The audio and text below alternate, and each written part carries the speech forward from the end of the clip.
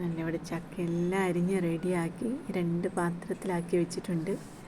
ഇനി ഇതിനെ ഒന്ന് തയ്യാറാക്കി എടുക്കാനായിട്ട് കുറച്ച് തേങ്ങയും ഇച്ചിരി മഞ്ഞൾപ്പൊടിയും മുളക് പൊടിയും ഒരു 4-5 അല്ലി വെളുത്തുള്ളി ഒരു 3 പച്ചമുളകും എടുത്തിട്ടുണ്ട്.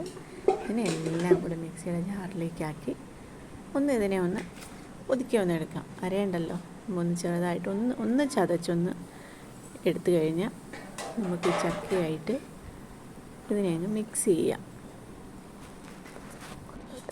കുക്കറിനകത്ത് ഇത് ഒരുക്കി കൊണ്ടുവന്ന അരപ്പെല്ലാം ഇതിനകത്തേക്ക് മിക്സ് ചെയ്യുവാണെങ്കിൽ കുക്കറിനകത്തോട്ടിട്ട് കുക്കറിലിട്ടാൽ വേവിക്കുന്നതാകുമ്പം നമുക്ക് പെട്ടെന്ന് വെന്ത് കിട്ടുമല്ലോ. കുക്കറിനകത്താക്കി അതെല്ലാം ഒന്ന് മിക്സ് ചെയ്തു. കുറച്ച് ഉപ്പും ഇട്ടിട്ട് വേണം, അരപ്പും ചേർത്ത് ഉപ്പും ഇട്ടിട്ട് നമുക്ക് ഈ കുക്കർ അടച്ച് 1 ഗ്ലാസ് വെള്ളവും കൂടി ഒഴിച്ചിട്ട് കുക്കർ അടച്ച് വെച്ചിട്ട് നമുക്ക് വേവിക്കാനായിട്ട് വെക്കാം. ഒരു വിസിൽ മതി. 1 വിസിലാകുമ്പോഴത്തേക്കും നമുക്ക് ഓഫ് ചെയ്യാം.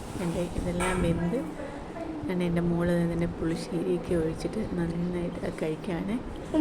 അവർക്ക് ഭയങ്കര ഇഷ്ടമായി ചക്ക.